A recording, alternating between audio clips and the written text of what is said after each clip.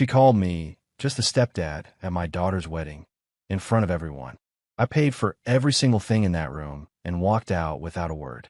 Hours later, the groom's father found me. What he uncovered that night didn't just end the wedding. It ended her. My name is Colton Carver. I'm 49 years old. I run regional operations for a mid-sized freight and transport company out of Columbus, Ohio. I'm not the kind of man who talks much about himself at dinner parties. I'm the kind of man who makes sure the trucks run on time, the contracts are clean, and the numbers don't lie. Numbers never lie. People do. I met Naomi Stokes at a mutual friend's cookout in the summer of 2001. She had a 3-year-old daughter named Haley on her hip and a laugh that could fill a parking lot. Haley's biological father, Dennis Parrish, had already been out of the picture for nearly 2 years by then. Disappeared like smoke the moment things got real. Naomi never asked me to step in. I just did. That's what you do when you're built a certain way. You see something that needs holding together, and you hold it. I coached Haley's soccer team when she was 7. I sat through every school play, every science fair, every panic attack the night before finals. When she got into Ohio State, I was the one who helped her pack the car. When she called crying at midnight 2 years later because some boy had broken her heart, I drove 3 hours to take her for waffles at 2 a.m. Naomi was asleep. In the last 4 years of our marriage, I made a mistake that cost me more than I understood at the time. I started wanting something I thought we both wanted, a child of our own. I was 45, Naomi was 43, and I knew the window wasn't wide open, but it wasn't shut either. I brought it up carefully at first, then more directly. She always had an answer. She was tired. Work was stressful. Maybe next year. Then she suggested we see a specialist, which I took as a good sign. The doctor, a soft-spoken man named Dr. Ellard at a clinic in Dublin, Ohio, told us that conceiving would be extremely unlikely given Naomi's hormonal profile. He used clinical words that landed like stones. I drove home in silence that night with Naomi's hand on my knee, and I believed every word he said. I shouldn't have, but I'm getting ahead of myself. The wedding was held on a Saturday in late September at Ashford Hall, a renovated estate venue 40 minutes outside Columbus. Haley was marrying Garrett Townsend, a structural engineer from Dayton whose family had old money and quiet manners. I had paid for the venue, the catering, the flowers, the photography, and the rehearsal dinner. Not because anyone asked, because Haley was mine in every way that mattered, and I wanted her day to be right. I stood near the back of the main hall during the reception, nursing a glass of sparkling water, watching Haley move between tables in her ivory gown. She was glowing. Whatever came next in my life, that image was worth something. Then Naomi picked up the microphone. She had that particular brand of confidence that Chardonnay gives women who already think too much of themselves. She clinked her glass, smiled at the crowd, and began talking about family. Real family. She gestured toward Dennis Parrish, the man who hadn't paid a single school tuition bill, hadn't attended a single parent-teacher conference, who now sat at a table near the front wearing a new suit and a borrowed smile. And of course, Naomi said, turning vaguely in my direction without actually looking at me, we should thank Colton. He's been around. You know how stepdads are. They try their best. Polite laughter. The kind that feels like sandpaper. I set my glass down on the nearest table, straightened my jacket, and walked out through the side exit without a word. The air outside was cool and carried the smell of cut grass. I didn't feel angry. Not yet. I felt something quieter than that. Finished. Like a contract that had just expired. I was halfway down the main drive, heading for the parking lot, when I heard footsteps behind me, measured, deliberate. Mr. Carver. I turned. Arthur Townsend, Garrett's father. Mid-60s, silver-haired, the kind of man who wore a suit like it was a second skin. He walked up beside me and matched my pace without asking permission. Walk with me a moment, he said. We went another 30 yards before he spoke again, voice low and even. The wedding is effectively over, Arthur said. I want you to know that. And people from both families are already moving to find you and apologize. He paused. I'm asking you. Please don't say anything yet. Not to anyone. Give me until morning. I looked at him. I'm not asking for her sake, he added. I'm asking because I saw what just happened in there, and I think you've earned the right to let someone else do the heavy lifting for once. I didn't answer right away, just kept walking. Then I said, you have until morning. Arthur nodded once. And that was the beginning of everything unraveling. Arthur Townsend didn't walk like a man who was in a hurry. He walked like a man who had already decided where things were going and was simply giving the world time to catch up. We covered half a block in silence before he spoke again. "How long did you know Haley before the wedding?" he asked, not looking at me. "Since she was 3, I said. He nodded slowly, like I'd confirmed something he'd already calculated. "And you paid for all of it? The venue, the food, the flowers?" It wasn't a question. "Every dollar," I said. Arthur reached into his inside jacket pocket and pulled out a small leather notepad. Actual paper, not a phone. He flipped it open and clicked a pen. "I deal in freight logistics. 34 years. When something doesn't add up on a manifest, I don't argue about it. I just trace the origin." He stopped walking and turned to face me directly. "Your name isn't anywhere in that wedding program, Mr. Carver. Not in the acknowledgments. Not in the thank you section. Not on the seating chart I received as a guest." He paused. "For a man who funded the entire event, that's not an oversight. That's a decision." I said nothing. He was right, and we both knew it. Arthur flipped to a blank page. "I'm going to make some calls tonight. The catering company, the venue coordinator, the photographer. I want to know who signed the contracts. I want to know whose name is on the payment records." He looked at me steadily. "I already have a feeling I know what I'll find. And what do you plan to do with it?" I asked. "Whatever needs doing," he said simply. Then he reached into his breast pocket and handed me a folded piece of paper. "I pulled this from the event planner's email confirmation before dinner. I had a feeling something was off when I arrived and couldn't find your name anywhere." I unfolded it. It was a partial invoice, venue deposit, $8,400, paid by wire transfer. The name on the sending account, C. T. Carver. My name, my money, my daughter's wedding. I folded it back up. "Keep it," Arthur said. "You may need it later." We started walking again. The street was quiet. A few cars rolled past, their headlights sweeping the wet pavement. I thought about Naomi back inside the hall, probably already rewriting the evening in her head, polishing the version she'd tell her friends. "That man she introduced as Haley's father," Arthur said carefully. "Dennis Parrish. He left when Haley was 18 months old," I said. "Missed every birthday until she turned 16. Then showed up like nothing happened." Arthur's jaw tightened almost imperceptibly. He's seated at the family table. I saw his place card when I arrived. That one landed differently. I'd known Dennis was invited. Haley had told me herself, said she wanted to give him a chance. What she hadn't told me was that he was seated with the family while I stood near the back wall like a coat rack. "My brother went through something similar," Arthur said after a moment. "His wife kept his son from him for years. Rewrote the whole story. By the time the boy found out the truth, he'd already built his identity around the lie." He glanced at me. "I'm not going to let that happen to my son's marriage." I stopped walking and looked at him. "This isn't your fight." "No," he agreed. "But my son is married to Haley now, which means whatever rot is underneath this floor is eventually going to affect him too." He closed his notepad. "I'd rather find it now than after there are grandchildren involved." That was the first time I thought, this man is serious. "When you call," I said, "I'll pick up." Arthur gave a short nod and turned back toward the venue. I watched him go, steady, unhurried, hands in his pockets. And for the first time since I'd walked out of that hall, I didn't feel like I was standing alone in the dark. I just felt like the paperwork was about to catch up with someone who thought they'd shredded it. I drove back to my house that night and didn't turn on a single light. Just sat in the kitchen with a glass of water and the folded invoice Arthur had handed me. The house felt different at midnight.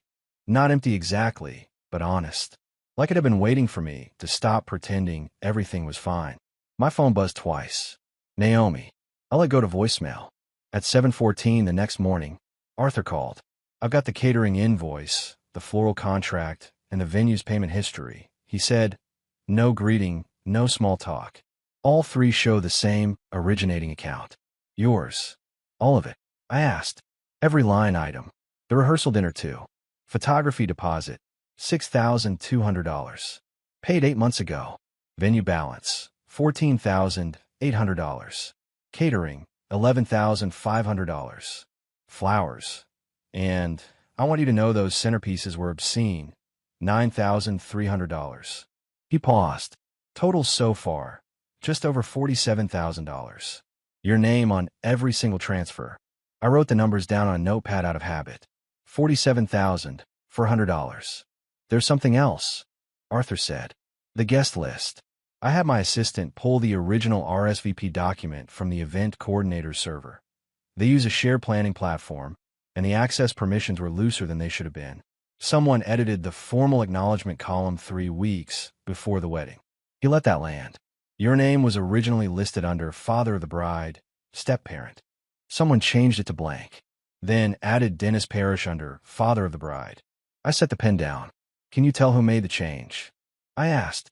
The edit log shows the coordinator's login, Arthur said, but the coordinator told me this morning she received a written instruction from the bride's mother to update the family designations. She has the email. Naomi. Of course.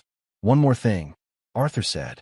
I ran a quick background search on Boyd Sloan, the attorney listed as Naomi's legal representative on some of the trust paperwork I found referenced in your shared financial records. Sloan doesn't specialize in family law. He specializes in estate planning and asset protection. Another pause. And he and Naomi have been photographed together at 3 charity events in the past 18 months, always listed as guests of the same organization. I absorbed that in silence. Colton, Arthur said. This wasn't spontaneous. The speech, the seating, the program edits, Parrish at the family table. Someone planned this carefully. Probably over months. I know, I said. Do you have a personal attorney? I do. Call him today, Arthur said. Before you talk to Naomi. Before you talk to Haley. Before you talk to anyone. I thanked him and hung up. Then I sat there another few minutes, looking at the numbers on the notepad. $47,400. 22 years. In a blank field where my name used to be. I picked up the phone and called my attorney, Frank Mercer. He picked up on the second ring, listened for 4 minutes without interrupting, then said the 6 words I needed to hear. Don't move any money. Come in today. I was in his office by 10. Frank Mercer had been my attorney for 11 years. He was 61, built like a former linebacker, and had the kind of face that made opposing counsel nervous before he even opened his mouth. He spread Arthur's documents across his conference table and studied them the way I'd watched him study contracts 100 times before, methodically, quietly, like a man defusing something. The trust, he said finally, looking up. Walk me through it. I explained the family trust Naomi and I had set up 9 years ago, a joint vehicle that included a housing subsidy, provisions for Haley's ongoing support, and a deferred educational account. At the time, it had seemed like responsible planning. Now it felt like a door I'd accidentally left unlocked. Naomi has a sister, I said. Lorraine Stokes. She's a notary in Westerville. Frank raised an eyebrow. 2 years ago, Naomi mentioned she'd had some trust documents updated for efficiency, I said. I signed what she put in front of me. I trusted her. I paused. I think Lorraine notarized changes I never properly reviewed. Changes that may have shifted the beneficiary language. Frank leaned back. That's a problem for her. If Lorraine notarized documents without proper independent verification of the signatory's understanding, that's potential notarial misconduct. He made a note. I'll subpoena the document history. I nodded. Then I told him about Naomi's attorney, Boyd Sloan. Frank's expression didn't change, but his pen stopped moving. Sloan's been handling her estate work, apparently, and they have a personal relationship. Arthur Townsend believes so. 3 documented public appearances together. Frank set the pen down. If Sloan advised Naomi on trust modifications while conducting a personal relationship with her, that's a conflict of interest. Anything he touched on her behalf is potentially voidable. He folded his hands. Colton, I want to go home today and look carefully through the house. Filing cabinets, the medicine cabinet, anywhere Naomi kept personal items. Don't move anything. Just look and photograph everything you find. I went home at noon. I started in the home office. 3 filing cabinets, all organized in Naomi's handwriting. Most of it was routine. Then I moved to the master bathroom. Behind the false back panel of the cabinet under the sink, a space I'd built myself when we renovated 8 years ago, thinking it would make a good spot for valuables, I found a small cardboard box. Inside, 8 blister packs of high-dose oral contraceptives. Each pack had dates written in marker on the foil backing. The earliest was from 3 years ago. The most recent was from 4 months before the wedding. I stood in that bathroom for a long time, holding the box. We had spent 2.5 years trying to conceive. Appointments with Dr. Ellard, conversations about timing, Naomi saying she wanted this as much as I did. And the whole time, she'd been making sure it was impossible. I photographed everything, put the box back exactly where I found it. Then I went downstairs, sat at the kitchen table, and called Frank. I found something, I said. Tell me. I told him about the contraceptives, about the dates, about Dr. Ellard and his diagnosis. Frank was quiet for a moment. Then, who referred you to Dr. Ellard? I thought back. Naomi suggested him. Said a friend had recommended the clinic. I'll look into Dr. Ellard's professional relationships, Frank said. Don't confront Naomi. Don't mention what you found. Not yet. I hung up and looked out the kitchen window of the backyard. The garden I'd built by hand, the fence I'd repaired every spring, the oak tree Haley had carved her initials into when she was 9.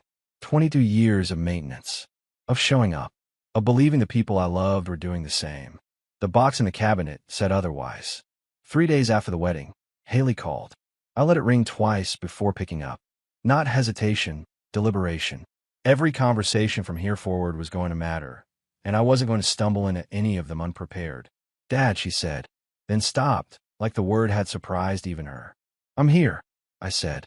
We met at a diner off Route 40 that we'd been going to since she was in middle school. Corner booth, terrible lighting, the best apple pie in Franklin County. I was there first. I watched her walk through the door. Same girl I'd driven to swim practice at 5 in the morning for 6 straight years. Except now her eyes carried something heavier than I'd ever seen in them. She sat down, wrapped both hands around a coffee mug, and looked at me directly. I didn't write that blank field in the program. I swear to you. Mom handled all the vendor communications. I signed off on the final version without reading every line, and that was stupid, and I own it. I believe you, I said. She exhaled. Garrett's father showed us the vendor documents. I knew you contributed to the wedding costs. I didn't know it was everything. Mom told me her side was handling a portion. She paused. She lied to me too, Dad. I didn't respond to that directly. Just let her keep going. And Dennis, I invited him because I thought I was ready to close something. I didn't know she'd seat him at the family table. I didn't know about the formal designation change. Her voice tightened. When Arthur showed me that email, I couldn't breathe. Haley, I said, none of what your mother arranged is your fault. You're not responsible for what she built without telling you. She looked at me for a long moment. I should have fought harder for your name in that program, for your seat up front. I let her run everything because it was easier, and easier was the wrong choice. We sat there another 40 minutes. Ordered pie neither of us really touched. When she hugged me in the parking lot afterward, she held on longer than usual. I let her. That was Tuesday. On Wednesday morning, Arthur called with news about Amber Hollins, Haley's best friend since their freshman year at Ohio State. Amber had sent Haley an apology text the night before. In it, she admitted she'd been feeding information to Naomi for nearly 2 years. Private conversations, details about how close Haley and I had become, even the fact that Haley had specifically asked for me to give a speech at the reception. Naomi had used every piece of it to plan the erasure. Haley forwarded it to me immediately. Arthur said, she's furious, and she's pointed in the right direction. I passed it to Frank Mercer that afternoon. On Thursday, Arthur found a connection between Naomi and Boyd Sloan that turned circumstantial into documented. A co-signed property listing from 13 months ago, a lake house outside Granville, filed under both their names. The listing had been pulled down, but the county recorder's database doesn't forget. Frank was out of his chair before I finished the sentence. Every document Sloan touched on her behalf is now compromised, Frank said. Every trust modification, every beneficiary adjustment, we're challenging all of it. I'm filing to freeze the trust today and initiating a referral to the state bar regarding Sloan's conduct. I gave him the go-ahead. That afternoon, I drove to Naomi's apartment. She answered in a robe, coffee in hand, expression moving from surprise to calculation faster than she probably intended. I sat across from her and kept my voice level. I'm going to say this once. I know about Boyd Sloan. I know about Lorraine and the notarized documents. I know about the guest list edits. And I know about Dr. Ellard. Something behind her eyes went very still. The trust is already frozen, I continued. My attorney filed this morning. And I know about the prescriptions. Naomi. The ones from the online pharmacy. The ones with the dates written on the foil backing. 2.5 years of them. The stillness gave way to something harder. Those are private medical records. They're evidence of deliberate deception during a marriage, I said. Frank will handle it from here. I stood and straightened my jacket. I didn't come here to fight. I came here because you spent 22 years letting me believe I was building something real. You at least owe me the experience of knowing you heard what I just said. I walked out. Didn't look back. Arthur called Saturday morning and told me he'd arranged a private gathering, a small brunch at Ashford Hall's dining room for family members and close guests who'd been present at the wedding. Naomi had organized it, intending, I suspected, to begin managing the narrative. Arthur had accepted the invitation with a different purpose in mind entirely. Come, he said. You don't have to speak. Just be in the room. About 30 people were seated when I arrived. Naomi was at the far end of the table, dressed with intention, performing calm. Dennis Parrish sat 2 chairs from her. Haley and Garrett were near the middle, Garrett with the look of a man who had spent the week quietly recalculating everything. Arthur stood without ceremony. The room settled immediately, the kind of authority that doesn't require volume.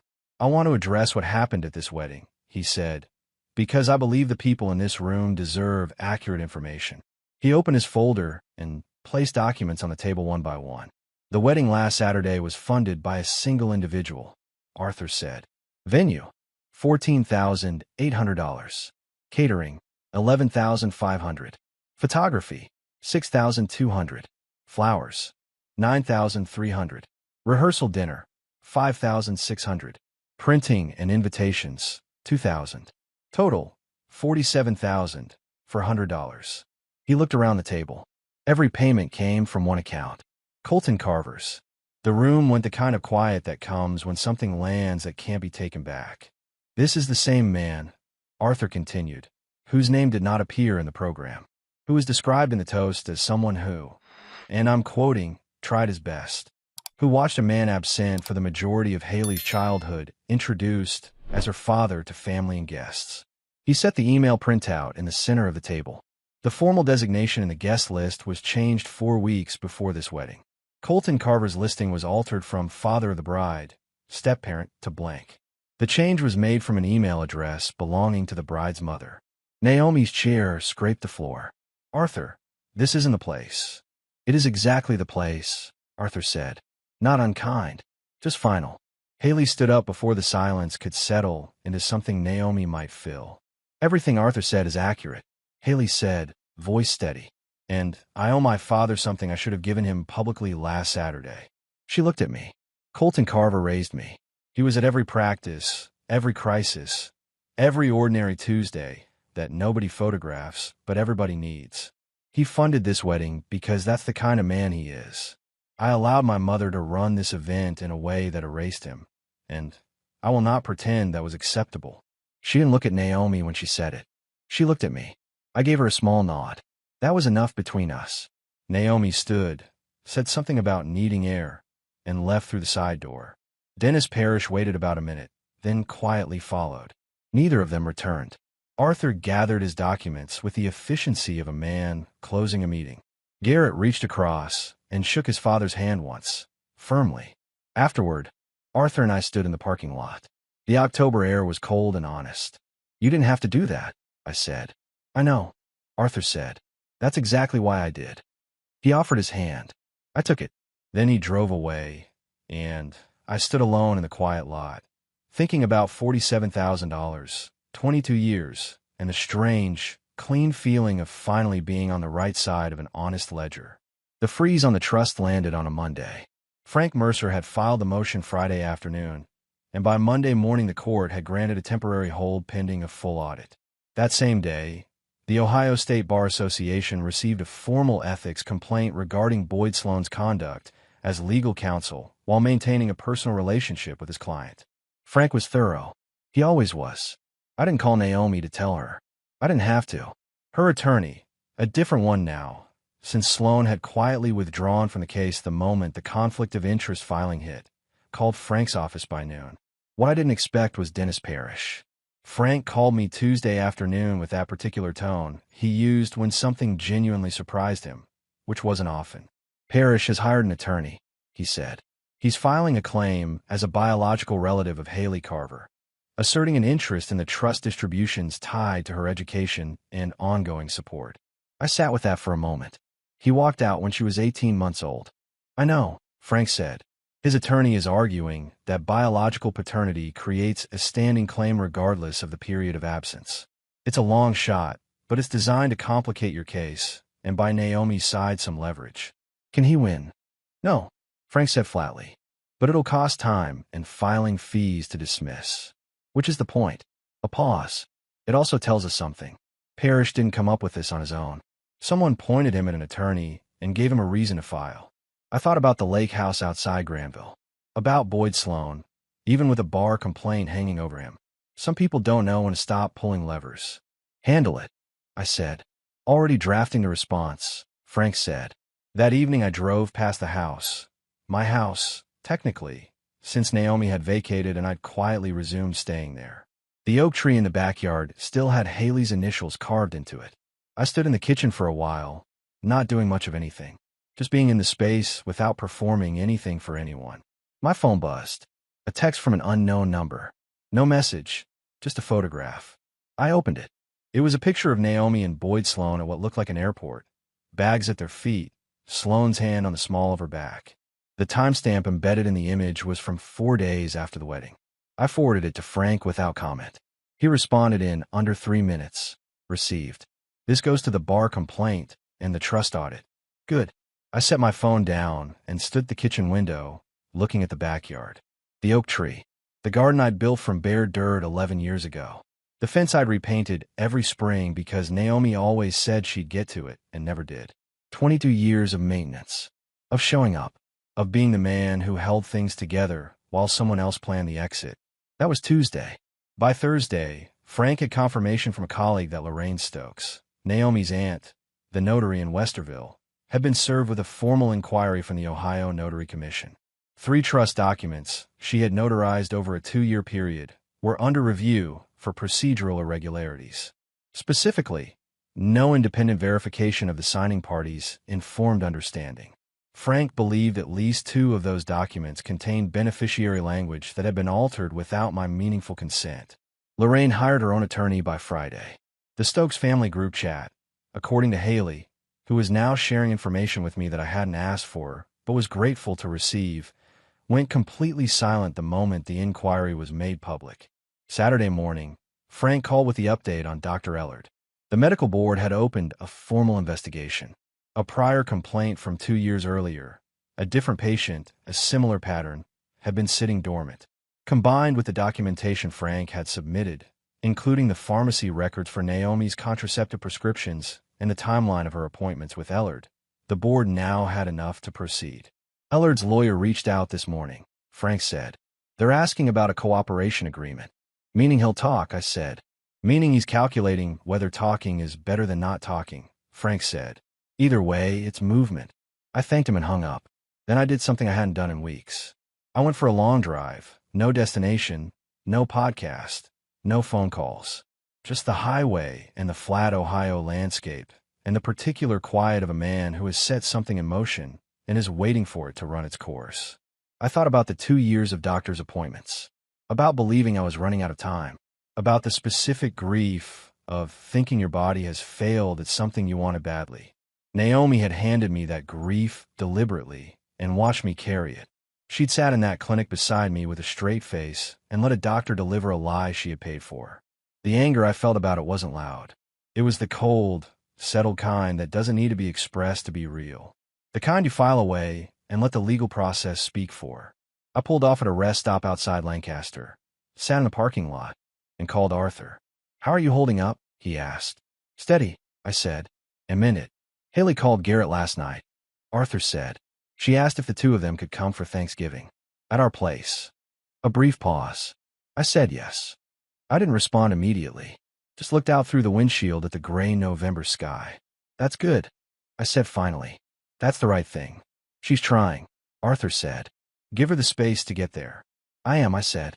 We talked for another 10 minutes about nothing consequential. The kind of conversation men have when they've already said the important things and just need to stay in contact. When I hung up, I sat another few minutes in the quiet of the parking lot. Then I pulled back onto the highway and drove home. The house was exactly as I'd left it. Quiet, honest mine. I walked in, hung my keys on the hook by the door, the same hook I'd installed the first month we moved in, and went to the kitchen to make coffee. Simple, deliberate, present. Whatever came next, I was not going to be caught off guard again.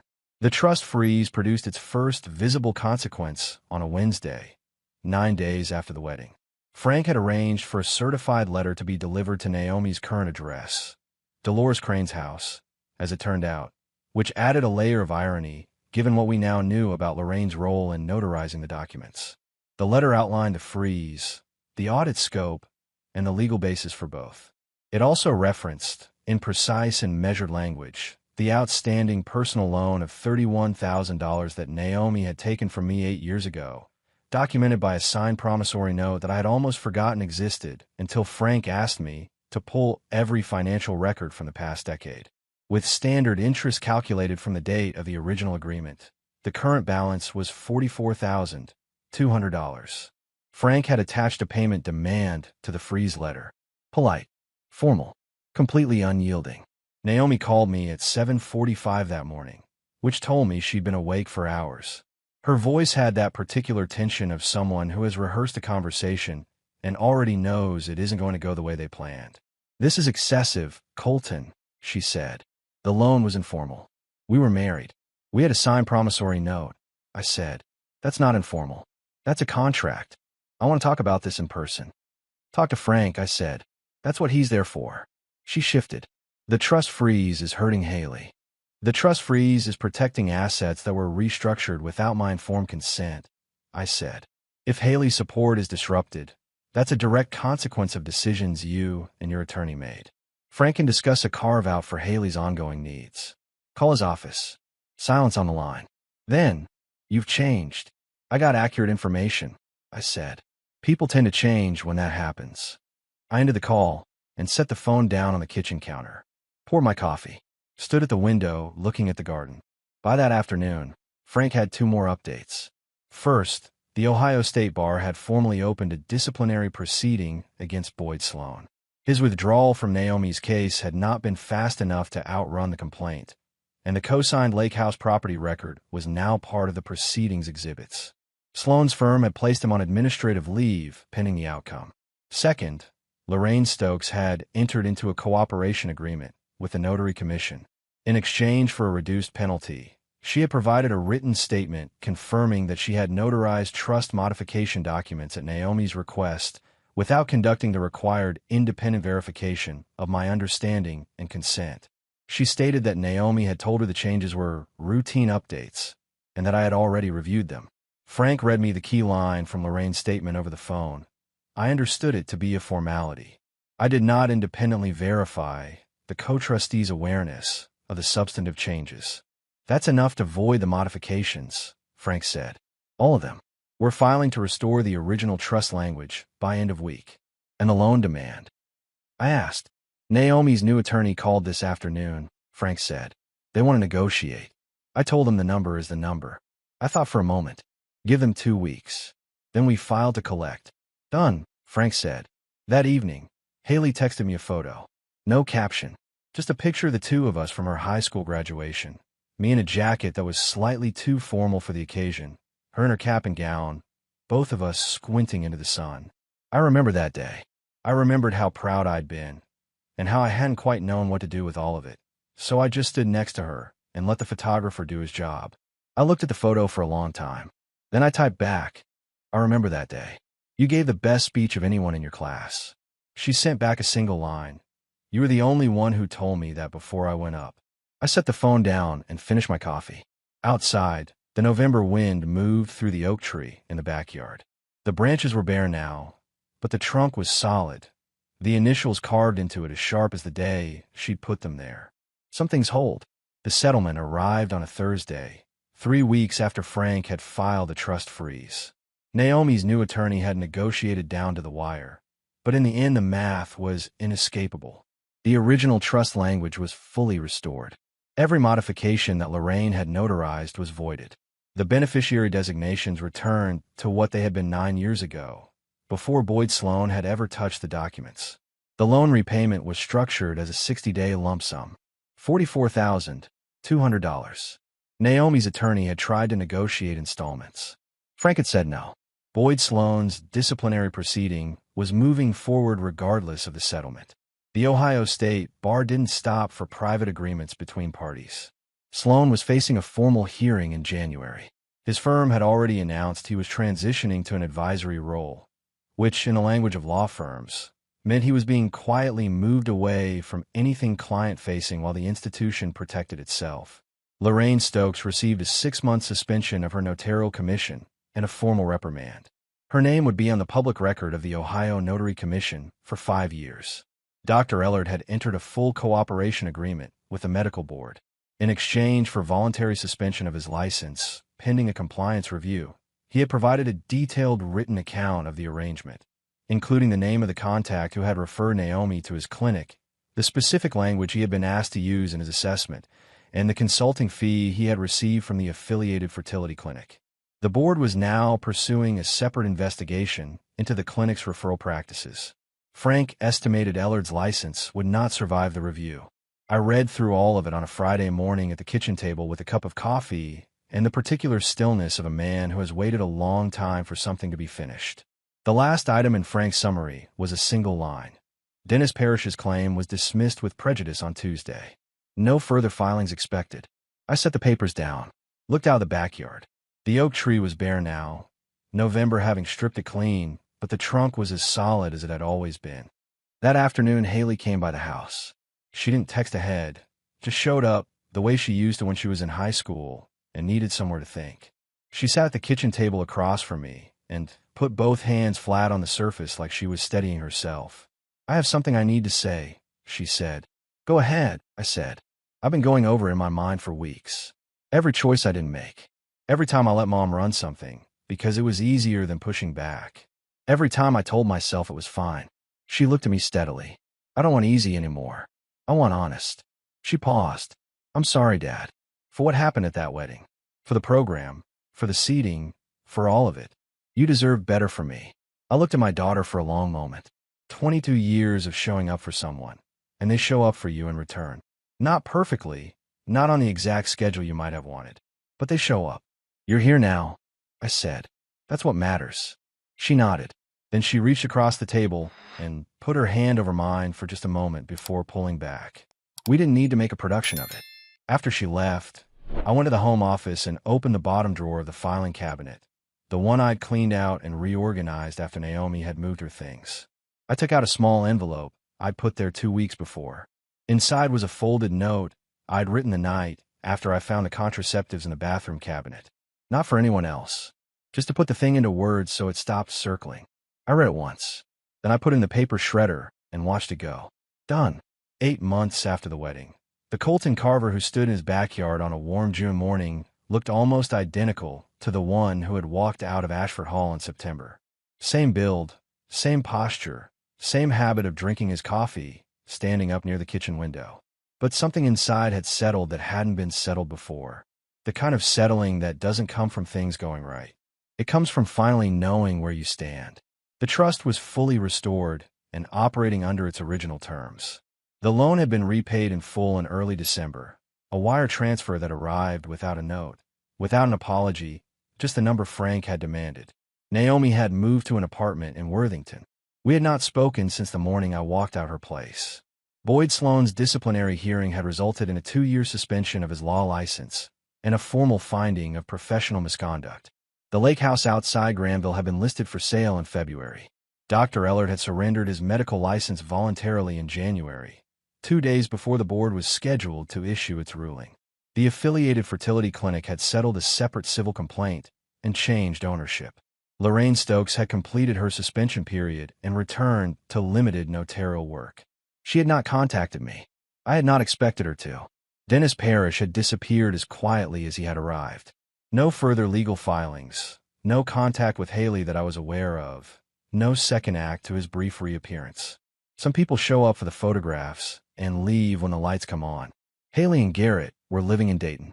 They came to Columbus for Memorial Day weekend and spent most of Saturday afternoon in the backyard, Garrett doing something constructive with the garden beds while Haley sat on the back steps and talked to me about nothing in particular, her job, a trip they were planning, a neighbor's dog that had developed an unexplained grudge against their mailbox. Regular things. The kind of conversation that only happens when the weight has lifted enough to let ordinary life back in. Arthur called on a Sunday in May, which was unusual enough that I picked up before the second ring. He told me that he and his wife were establishing a small foundation, informal, privately funded, to provide legal assistance to step-parents navigating contested family trust situations. He said a conversation with a man in a parking lot last October had planted the idea. "I'd like to put your name on the advisory board," he said, "not as a donor, as someone who knows the terrain." I thought about it for approximately 4 seconds. "Yes," I said. The first advisory meeting was scheduled for July in Columbus. 3 other men were on the board: a retired teacher from Akron, a firefighter from Cincinnati, a logistics supervisor from Toledo. Different lives, different details, same basic shape of experience. Men who had stayed when staying was inconvenient and paid the price for it, and were now in a position to make sure the next man had better footing. I drove to the first meeting on a Tuesday morning in early July, parked in a lot downtown, and sat for a moment before going in. The city moved around me the way cities do, indifferent, continuous, nobody's story mattering more than anyone else's from street level. I thought about the 2.5 years of trying to have a child, about the grief I'd carried over something that had never been real. I didn't reach for anger about it anymore. Anger is expensive, and I'd learned to spend carefully. I thought about Haley at 8 years old, asleep on the couch with a stuffed rabbit tucked under her arm, while I sat on the floor beside her watching some terrible late-night movie because she'd had a nightmare and didn't want to be alone. I hadn't minded. That was the part nobody photographs, the ordinary, unwitnessed hours that make up the real structure of a relationship. Those hours were mine. They had always been mine. Nobody's paperwork, no edited guest list, no microphone speech could reach back and take them. I got out of the car, straightened my jacket, and walked into the building. Some men rebuild loudly. They need the audience, the vindication, the public moment of reversal. I understood that, but I had always been better at the quiet work, the long haul, the steady hand, the early morning when nobody else was up yet. That hadn't changed. What had changed was that I was done doing it for people who treated it as invisible. The oak tree still stood in the backyard. Haley's initials still cut clean into the bark. Come fall, the leaves would drop again, the way they always had. But the trunk held, the way it always had. That was enough to build on.